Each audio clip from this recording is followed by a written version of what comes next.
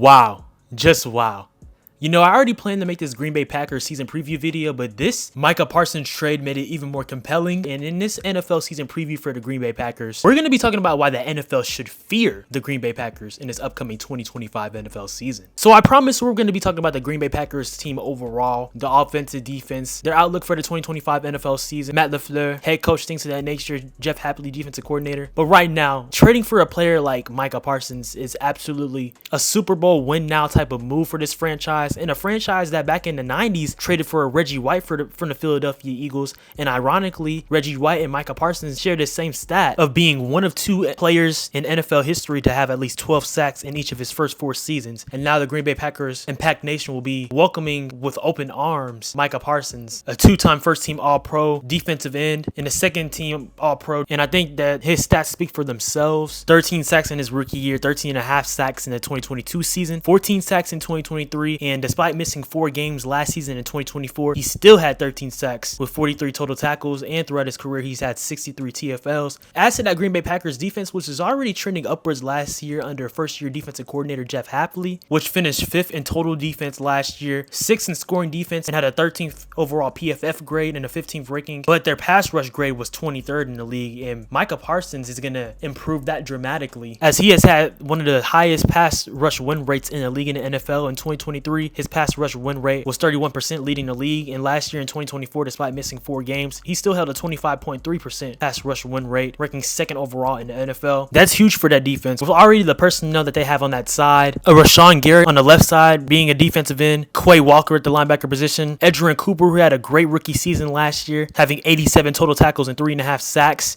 and an interception. Not to mention, too, they traded for Xavier McKinney last year, one of the best safeties in the league. Have Isaiah McDuffie, Keyshawn Nixon, Evan Williams, Carl Brooks, and Devontae Wyatt. Yeah, this Packers defense is going to only improve, and I think that they have the chance to be a top 5 defense and a top 5 unit overall in the 2025 season. And adding Micah on a well-deserved 4-year, $188 million deal with $136 million guaranteed, averaging $47 million per year, puts him as being the highest paid non-quarterback in the NFL and in NFL history, of course. He's making even more per year than a Patrick Mahomes, who's making $45 million per year. Micah Parsons, he's stepping into a team that is ready to win now. Yes, they lost in the wild card round against the Philadelphia Eagles, not in the greatest fashion, but we all know the potential that this Packers team has. And it's really funny because before this trade took place, I was ready to talk about, how Jordan Love is going into his, 6th season, but 3rd year starting, has weapons like Matthew Golden now, Josh Jacobs in his 2nd year in the LaFleur system, Tucker Kraft, Luke Musgrave, players of that nature, their uprising offensive line. But we started off with their defense, and rightfully so, because Micah Parsons,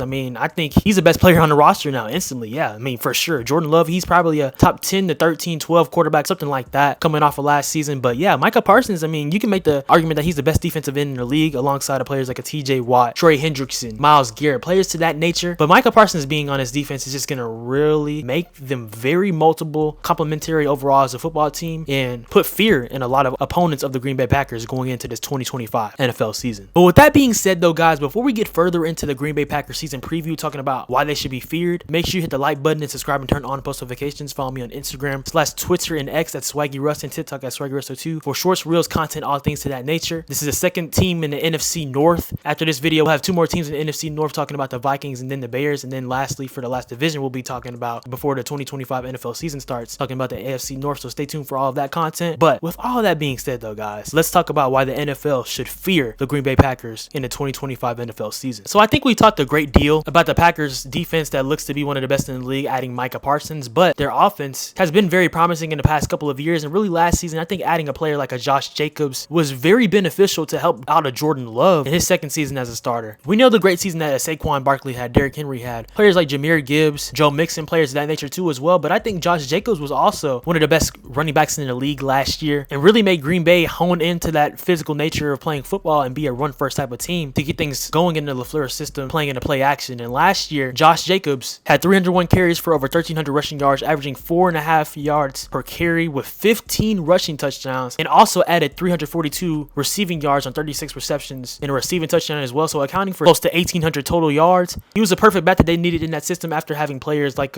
Aaron Jones in the past, A.J. Dillon, players to that nature. Josh Jacobs really revitalized that running back room and was able to tote the rock at a high level at the age of 26 and now 27 years old. He's still in his prime. He's still on a really good deal with the Packers, I think he's going to be even more comfortable and dangerous in this Packers offense with his second year being in Green Bay. But we all know it starts with the quarterback, talking about Jordan Love going into his third year as a starter, but sixth season in the NFL, being 26 and turning 27 years old, and later this year in November. Last year, it wasn't great, and we all know that he suffered that injury in week 1 in that game in Brazil against the Philadelphia Eagles, and he still had some solid moments last year, but it certainly wasn't the same to his performance that he had in the 2023 season. But in terms of an interception perspective, it was the exact same as in 2023. He had 11 interceptions, and last year he had 11 interceptions in 2024. But from a touchdown perspective, in 2023, his first year as a starter, had 32 passing touchdowns and 11 interceptions, having a quarterback rating of 96.1 and a QBR of essentially 63. Last year, the yards dipped some. In 2023, he had over 4,100 passing yards, but last year he had just shy of 3,400 passing yards, throwing for 25 passing touchdowns and 11 interceptions, having around the same quarterback rating and a 96.7 and a higher QBR. But those stats don't play the whole story, because at times you look at the playoff game against the Philadelphia Eagles last year, he was a turnover machine in that game as he threw 3 picks in that matchup against the Eagles, and we know that the Eagles had the best defense in the league last year. Yes, rightfully so. But regardless of that, we saw him make plays the year before in a game where they upset the Dallas Cowboys in the wild card round, but also even against the San Francisco 49ers in the divisional round, where they could have ended up making the NFC Championship game if it wasn't for some errant throws that he had in that divisional round matchup against the 49ers, because in that game he had 2 interceptions the year prior in that matchup, which really cost him an opportunity to win the game and extend their season. And it was just a terrible throw that he had in the fourth quarter of that game against the 49ers the year before. But for Jordan Love, I think he reminds me more of Brett Favre than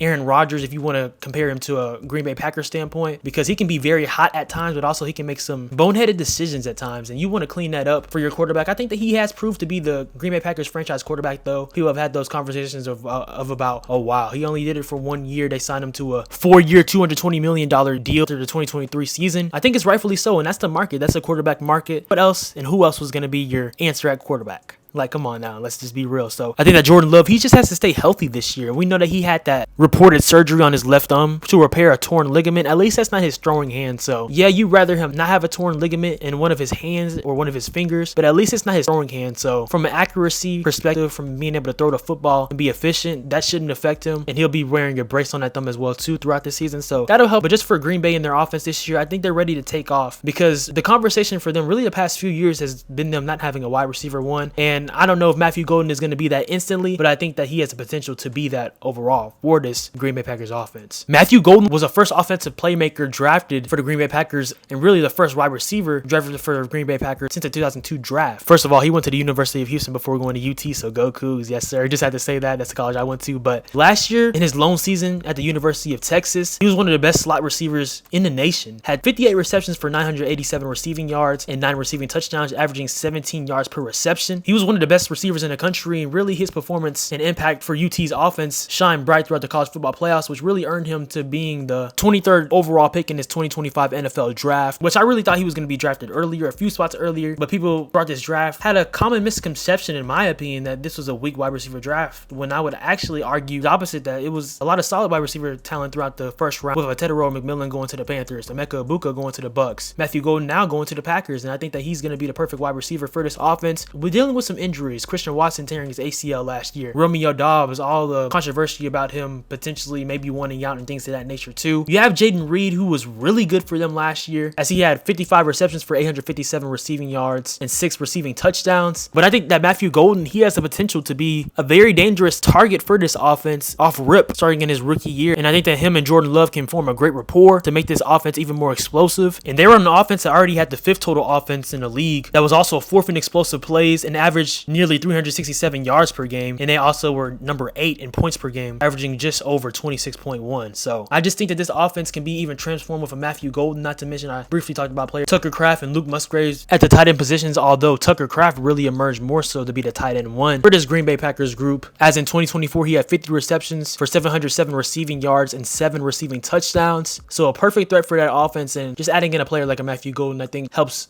furthermore in terms of their offense being one of the most explosive in the league and being very complimentary, as Josh Jacobs was one of the best running backs in the league last season. The Packers have the 6th most difficult schedule in the league, and that's perfect for them because that'll prove that they're battle tested in terms of them having success this upcoming season. And as long as a majority of their roster stays healthy, I think this will be a very successful and prosperous year for them. But it starts off difficult in week 1 at home, hosting the back-to-back NFC North divisional champions, the Detroit Lions, at home. Week 1 Sunday afternoon, that's going to be a measuring stick type of game, and really for the winner, a team that has bragging rights going into the rest of the season before a second matchup in terms of who can win the NFC North. And I talked about it a little bit. If you haven't checked out my Lions season preview, go check that out for sure after this video. To me, the NFC North is going to be a battle between the Green Bay Packers and the Detroit Lions, especially after this Micah Parsons trade. There's no disrespect to the Vikings because I think they can still make the playoffs as a wild card, but there's a mystery behind seeing what JJ McCarthy is, and I think he can be good. But for me, the Lions and the Packers, they're just the best teams in this division. And the Bears, they should be improved as well too, but realistically for me, the Lions and the Packers, that's where it goes. And the Packers, they're trying to win this division for the first time since the 2021 season, because really the past couple of years the Lions have owned it. But moving past that week 1 game, in week 2 they also have a home game on Thursday Night Football against the Washington Commanders. That should be a really fun matchup going against the team that had the best rookie season of all time in Jaden Daniels at the quarterback position. That'll be a really fun game to start off week 2, and then week 3 they play against the Browns. That should be a dub in my opinion. There's really not too much to be said about that. Yes, they have Myles Garrett and solid defensive players like Denzel Ward and other pieces of that nature too, but for me, the Browns, they're still going to be one of the worst teams in the league. Then in week 4, this is going to be an amazing matchup. Sunday Night Football against the Dallas Cowboys, even more amazing because Micah Parsons will be playing against his former squad in week 4 on the road in Dallas for Sunday Night Football. That's going to be a game to watch for sure, and I'm looking forward to it. I believe that the Dallas Cowboys will be a playoff team this year as long as Dak Prescott can stay healthy, but that's going to be great for Micah Parsons to play against his former team and try to dominate, because the last time we saw the Green Bay Packers play the Cowboys, the Packers put